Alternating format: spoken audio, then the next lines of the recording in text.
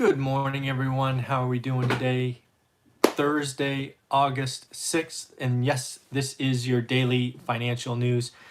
If you want to get a quick snapshot of what is going on in the world of money, investing, and finances, I recommend you subscribe and click that little notification button because I do my best to get you the updates around 7:30 a.m. Pacific each and every day. Frankly, I hit that target 6 days a week, usually with one day being a little early or later. But no, you will get financial updates or investing slash money updates each and every morning. And I'd love to see you subscribe, hit the thumbs up, leave some comments. As for comments, I need some questions. It's Thursday. I will be doing our 1 hour Saturday session of question and answers. I wasn't sure if I was going to do it this week, but I have too much fun. I enjoy doing them. But I do need your questions. So do me a favor, leave questions for Saturday below. You can leave them in any of this week's financial news videos, and I will collect them Friday evening and be ready for you Saturday at 8 a.m. Again, I think we've done this 6 weeks in a row. If you want to listen to 5 or 6 hours of just questions and answers about money, investing, real estate, landlording, all of that, there is a playlist on this channel.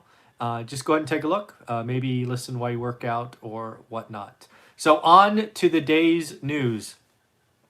Let's start with a pleasant upside surprise. As you know, the last 2 Thursdays we have spoken, the initial jobless claims have gone the wrong way. Thankfully, this week that trend has been reversed. We had a surprise. It really feels weird to say this. Only 1.186 million folks, have or filed new unemployment claims, and that was a surprise to the positive, right? We were expecting 1.4 million, and it just feels bad to be happy that it was only 1.1. Equally good. Continuing claims was down to 16.1. So, kind of good news. It will be interesting. Tomorrow's the big number. Tomorrow's a big number, right? I think we were at 11.1 or was it 11.3 last month? I don't know. I don't know what's going to happen, right? ADP report yesterday, I think, was 167,000. I don't know. I don't know. We'll see. Tomorrow's July report for unemployment is going to be a big deal. The other thing that I don't know, just this stupid stimulus talk and them and us and red and blue and all of that going on. This jobless claims number probably gives one side of the political spectrum a little bit more confidence that they're quote unquote right, and maybe they stick to their guns a little bit more. If this number was 2.2, for example, I think we would have had a deal done much faster. I don't know if that makes sense, but that's how I see this playing out. I just saw the leader of the House and the leader of the Senate talk for about 10 minutes, not to each other, but I think it was on CNBC. And those conversations did not leave me feeling like a deal is close. For the first time, I'm going to put it out there. And again, I hope I am wrong. I hope I am wrong. But I don't see a deal getting done this week. I think that will be hurtful to the consumer, right? What does this channel track? Consumer behavior, cost of capital. And we are impacting consumers. We told them to stay home. We've shut down their jobs.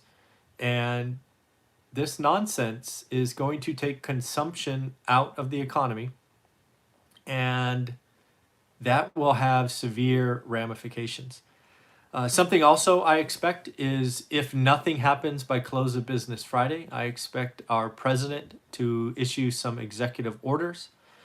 I expect them to be around regulations. I believe he and every president has the power to do those things. For example, extend eviction moratorium for government-backed loans, for example. I believe, I'm not a constitutional expert, but I believe he has the power to do that.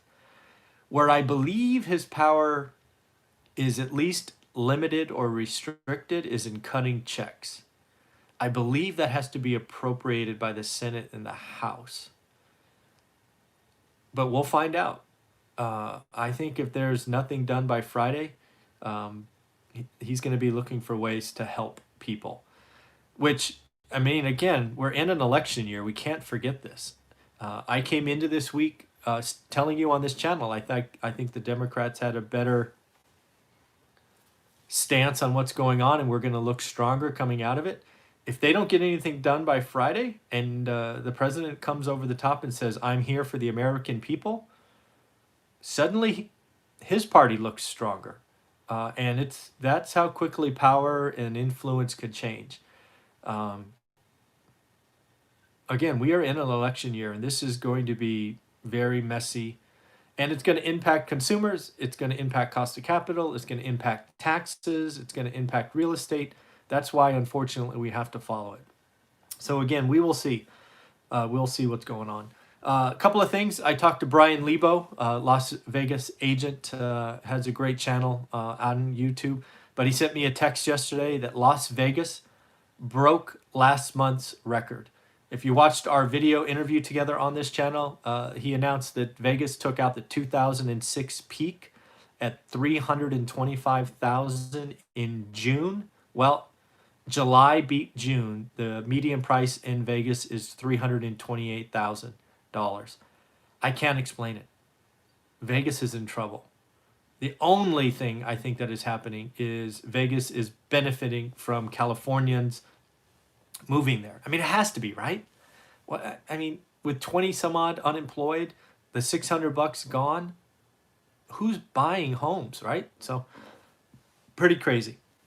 In addition to that, I think we are finally seeing the data that you and I have been talking about for quite a while, and that is vertical cities are in trouble. For example, Manhattan, the most vertical of vertical cities. Their apartment sales dropped 57% in July. Their market, their high-end market, which is 4 to 10 million, that just feels weird to say, fell 75%. Prices are coming down in Manhattan. It'll be sticky on the way down, but boy, they're going to come down. Equally important, suburbs 2 hours from Manhattan have seen transactions go up 100% plus. Folks, this is happening faster and bigger than I could have imagined.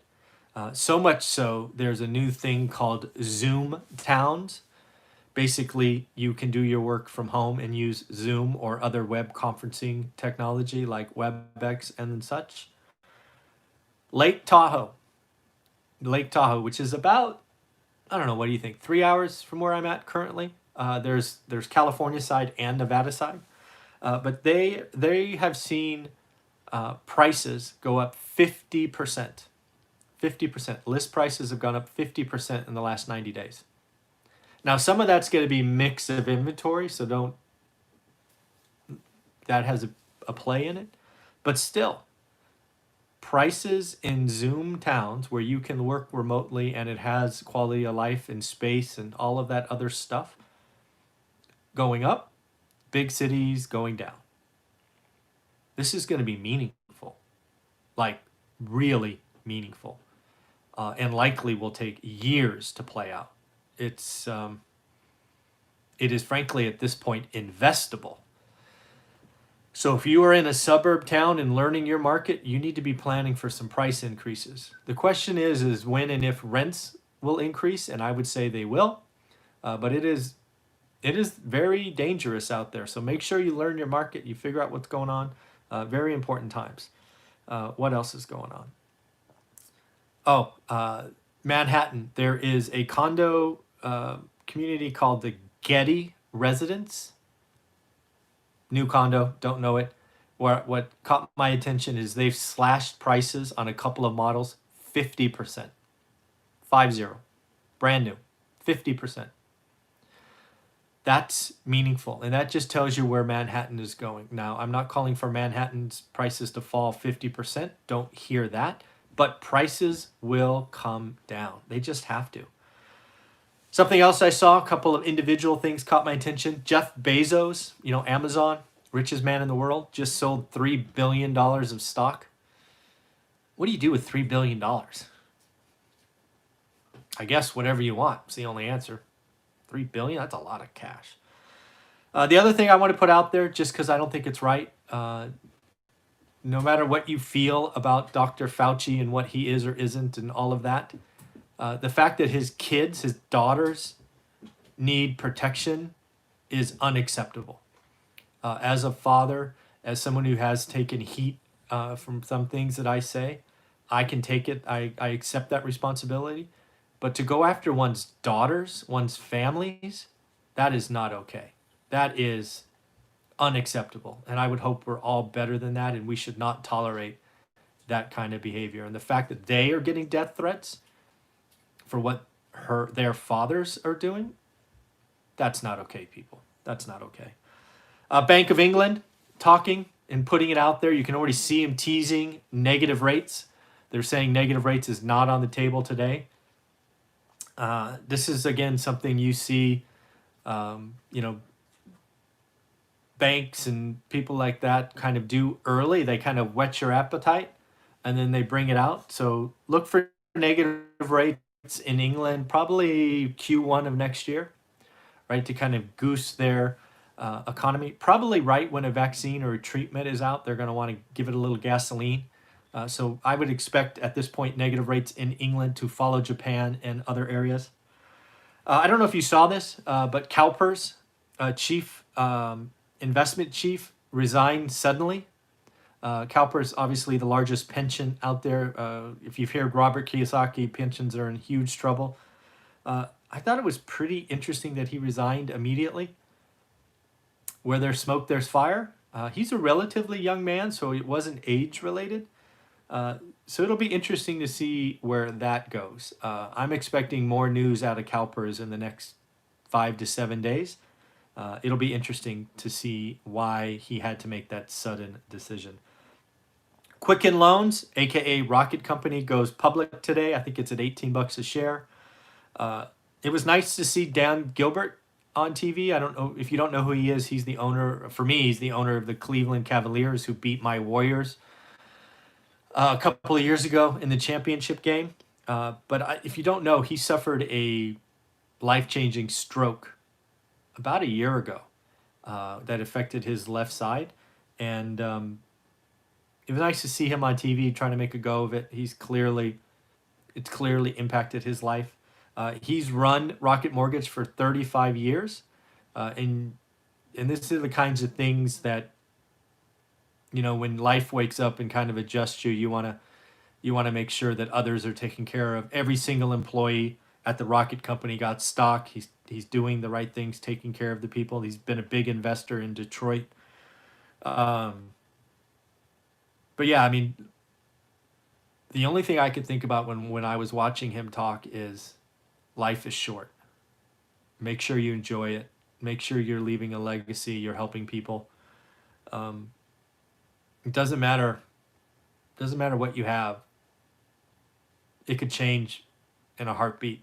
And strokes apparently affect 1.2 million people a year. Not talked about a lot, but I looked at that interview and just was left with the sheer thought of, wow, life is precious. It can be taken in a minute. So gives me reasons to keep doing this, right? If heaven forbid I was gone tomorrow, you'd have 2,500 videos of me talking, and maybe they would help people long after I'm gone. So let's hope that doesn't happen, but I feel good about it. So interesting. Something that was particularly interesting to me today is Redfin.